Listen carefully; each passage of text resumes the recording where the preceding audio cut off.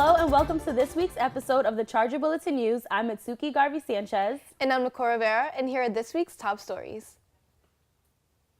On March 5th, the Latin American Student Association tabled in Bartels for Carnival. Students had the opportunity to celebrate Brazil's annual festival by making masks, using glitter, paper plates, and other decorative materials. The annual event started Friday and ended on Ash Wednesday, 45 days before Easter.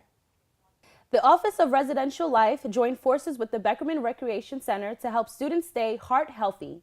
Kiana Quinones has more. February is American Heart Month, and what better way to finish it off than with a heart walk around the track? The Office of Residential Life wanted to remind students of the importance of heart health by inviting them to stay active early. My grandfather had his first heart attack when he was 35 years old, and he ended up dying from a heart attack later on in life.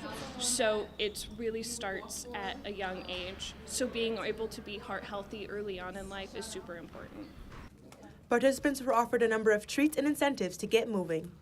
Pedometers tracked their steps during the walk, and the person with the most steps was eligible to win a free 30-minute massage. Snacks like yogurt, fruit, and granola bars were available, and there were paper hearts students could write on in recognition of family members who have suffered from heart disease. So we definitely wanted to add more meaning to this walk, and we decided that a lot of people do know someone or even themselves have had heart issues, so it's really good to recognize it and be aware, and also to be aware of how to keep yourself healthy. We just wanted to find a way to promote heart health. So we have some fun heart facts on the track. The track is lined with signs like this one, reminding students to stay active during the day.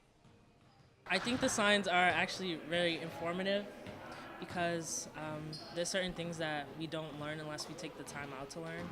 And I've never really taken any health classes before, so it's good to have information around to read it. I have my pedometer ready and some snacks waiting for me at the end. For the Charger Bulletin, this is Kiana Quinones reminding you to stay heart healthy.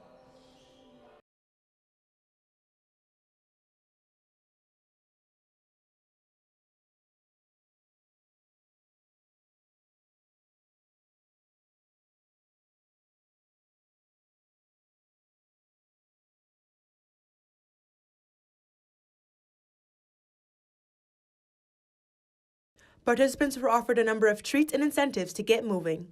Pedometers tracked their steps during the walk, and the person with the most steps was eligible to win a free 30-minute massage. Snacks like yogurt, fruit, and granola bars were available, and there were paper hearts students could write on in recognition of family members who have suffered from heart disease. After last night's semifinal game, I know that we're in for a good Charger Sports update. What do you have for us, Ethan? Men's basketball is championship bound. The team took down crosstown rival Southern Connecticut State last night 87-66 to advance to the Northeast 10 Conference Championship game. Merrimack also defeated top-seeded Lemoyne last night 84-77, so the two teams will take part in the championship game right here at Charger Gym Saturday at 1 p.m., so be sure to come out and support the Chargers. Women's basketball took down number 2 Stonehill on Saturday in overtime, 58-52, to advance to the semifinal round of the playoffs. Alex Kerr led the way for the Chargers with 19 points and 8 rebounds as the team moves one game closer to hoisting a trophy. The team is currently in Syracuse, New York, preparing for tonight's clash with top-seeded Lemoyne for a spot in the NE10 championship game. Tip-off tonight is set for 7 p.m. 19th ranked women's lacrosse defeated Malloy 18-6 on a record-breaking night for Mackenzie Ray, who scored a whopping 9 goals in the game, breaking the program record for most goals in a single contest. The team returns to the field tomorrow when they travel to take on Franklin Pierce at 4 p.m. Baseball had a number of games postponed last week, but are set to arrive in Cary, North Carolina today, where they will play 4 games as part of the Division II Challenge versus Cancer.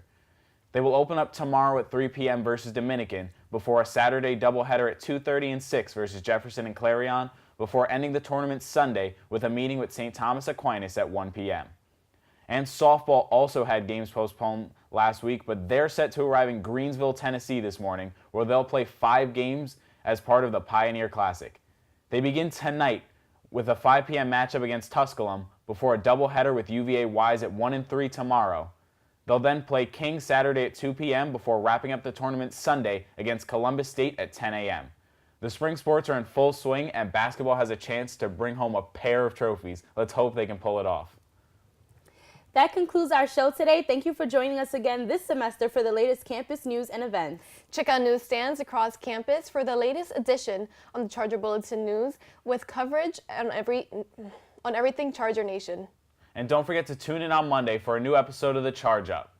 That's all for today. We thank you for joining us. I'm Ethan Cardona. I'm Nicole Rivera. And I'm Mitsuki Garvey Sanchez. See you next week.